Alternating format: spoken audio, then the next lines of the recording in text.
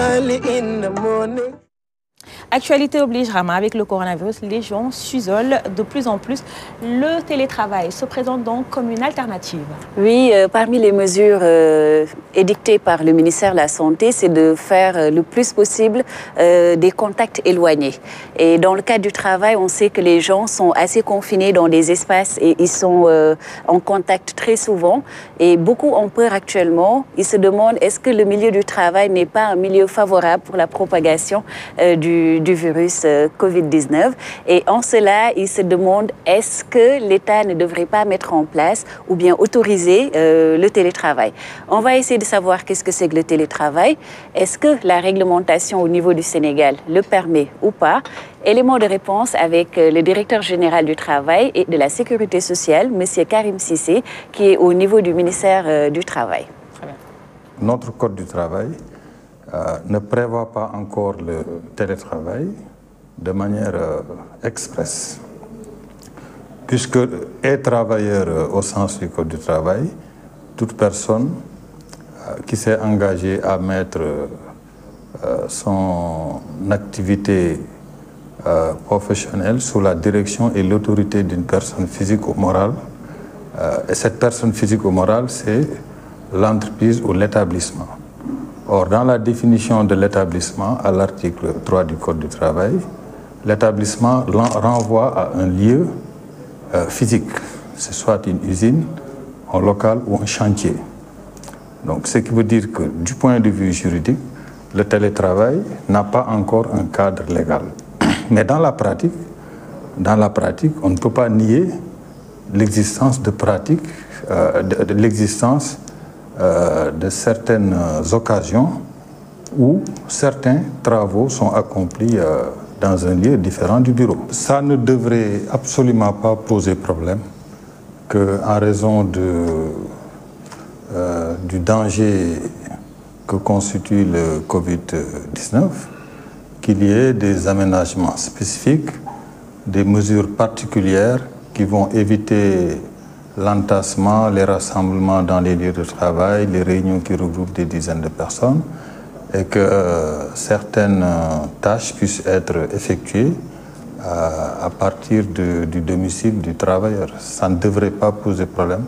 Ce qui est fondamental à ce niveau, c'est qu'il y ait, malgré l'absence du cadre juridique, ce qui est substantiel à ce niveau, c'est d'abord la prestation du travail elle-même, qui est, si vous voulez, l'obligation du travailleur, et la rémunération, qui est, si vous voulez, l'obligation de l'employeur.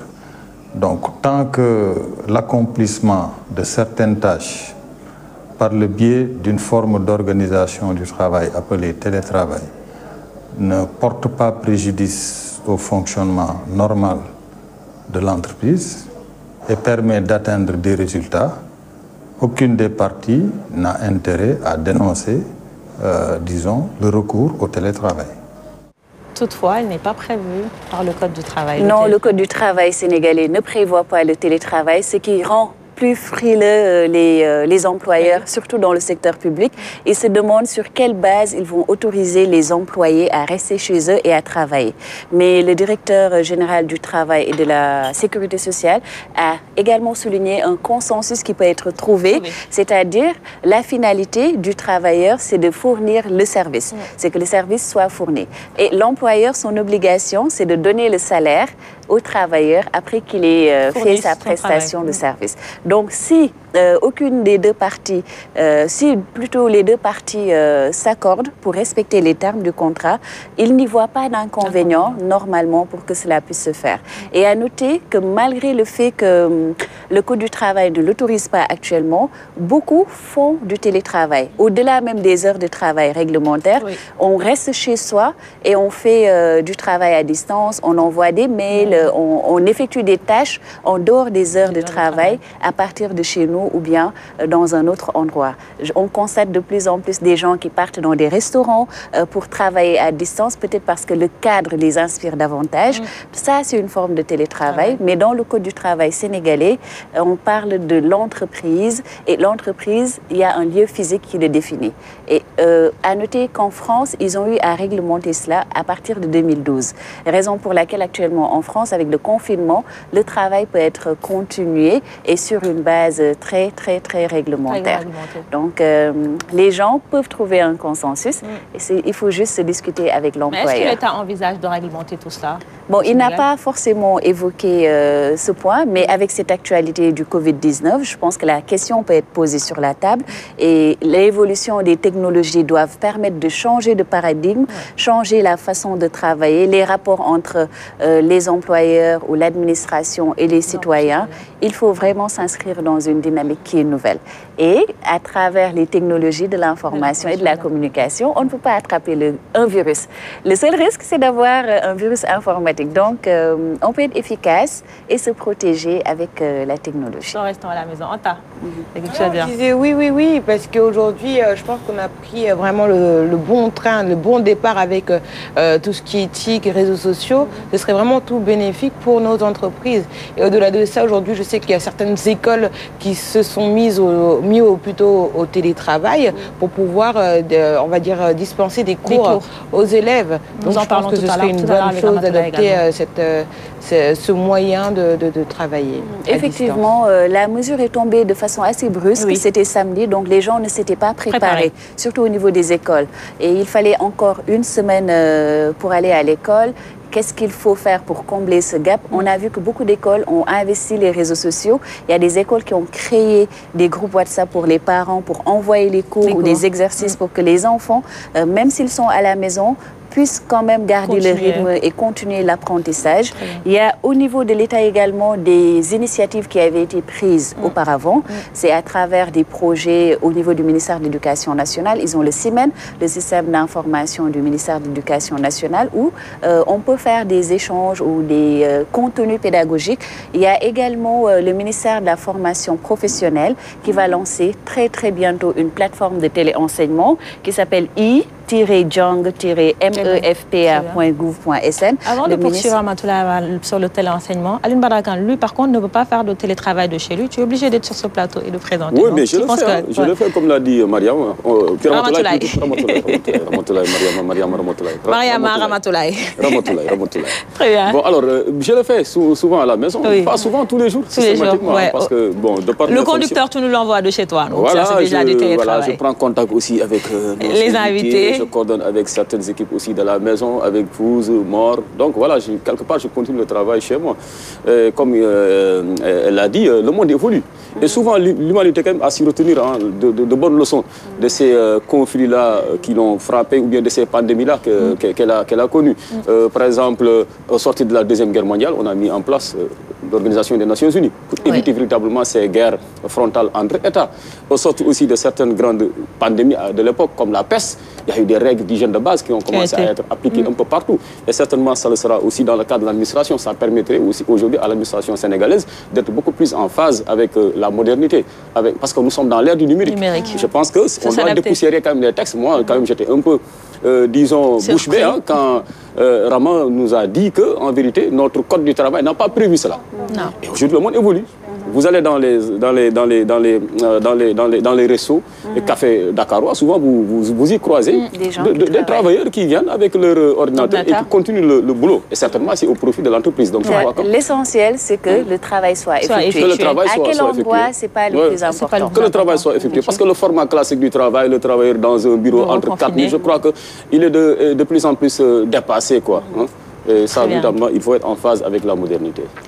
Mais le président des acteurs communautaires du Sénégal, lui, travaille un peu partout dans le Sénégal. Donc, c'est un peu du télétravail. Oui, un peu du télétravail, mais... Du bouche à bouche, quoi. Du bouche à bouche, voilà.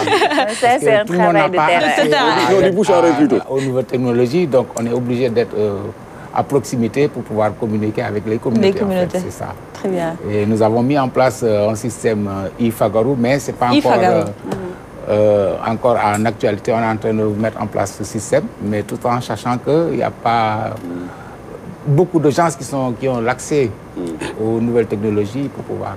Très bien. Donc, vous allez vous revoir avec Ramatoulaye pour la mise en place de Ifagao. Inch'Allah. Avec la contribution aussi de l'ADI. De l'ADI, très bien. Un mot sur le télétravail. Par contre, ce que a dit Alioune Badara, moi je trouve que c'est un peu incomplet parce que nous, tu peux travailler peut-être pour envoyer des textes et tout, mais ça s'arrête là. Ça s'arrête là. Mais pour la réalisation, tu es obligé de venir. Marfouz propose un quinquilléba de la maison. De quelle maison par contre? Votre faudra qu'il nous dise. Même pour le montage des éléments, par exemple, du JT, mais beaucoup de nos collègues, mais ils le font à partir de chez eux. De chez eux, ouais. Vous venez à la RTS peut-être pour la collecte de l'information. N'est-ce pas? Vous faites le, comment on appelle ça encore, voilà, l'enregistrement. Vous avez ça, tout ça sur clé.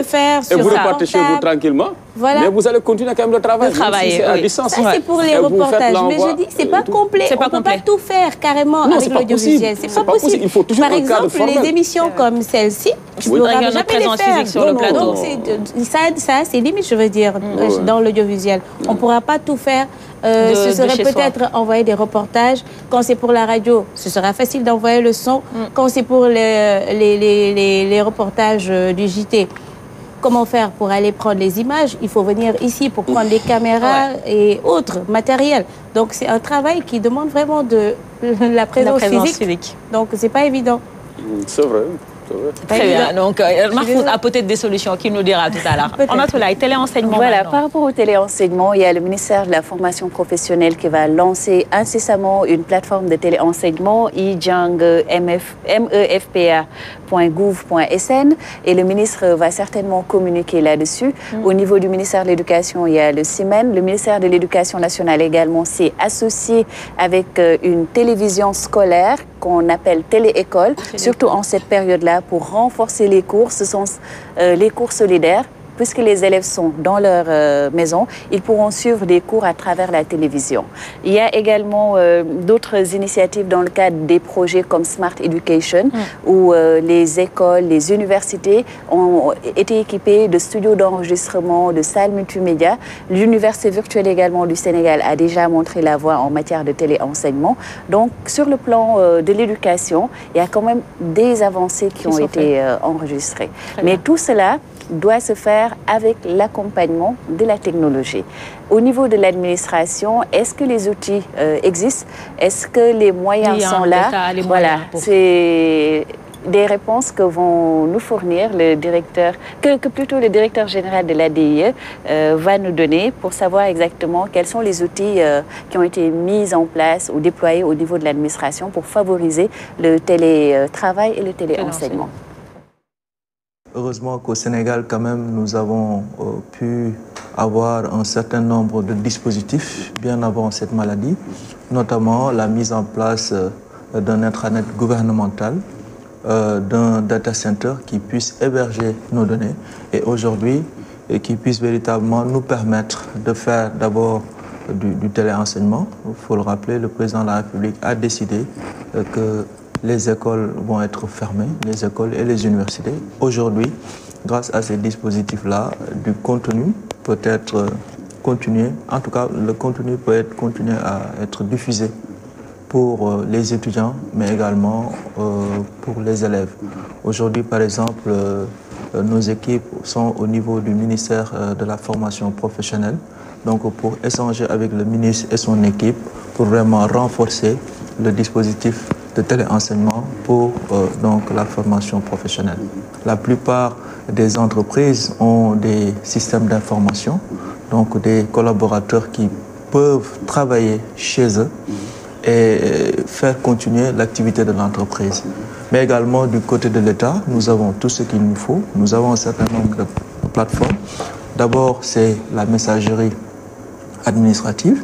Donc aujourd'hui, au lieu d'envoyer des courriers entre administrations, qu'on privilégie le mail. Je pense que c'est une bonne occasion pour nous d'éprouver au mieux la messagerie administrative, que toutes les administrations l'utilisent. Et au-delà de ça également, c'est un certain nombre de plateformes pour la gestion, par exemple, des réunions. Nous avons une plateforme qui s'appelle Optica, où la réunion peut être totalement dématérialisée.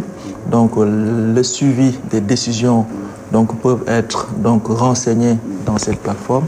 Et clairement, Au-delà de ça, donc, nous avons une plateforme pour faire de la vidéoconférence. Tous ces dispositifs existent aujourd'hui au niveau de l'agence.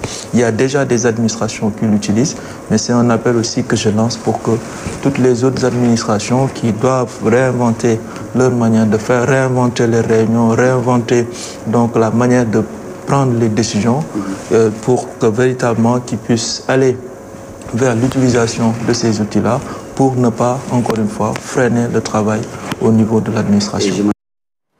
Donc, des outils sont mis en place par l'État pour accompagner ce qui veulent faire le Effectivement, travail. il a souligné la vidéoconférence comme un exemple parfait. On peut rester dans son bureau, quelqu'un est dans une autre réunion, dans une autre localité plutôt, et on échange, on fait la réunion à distance. Il y a d'autres plateformes pour faire des réunions ou faire le suivi des décisions lors des réunions. C'est une plateforme comme Optica, c'est un SharePoint. Il y a également la dématérialisation de la gestion du courrier. Il y a surtout les échanges par mail.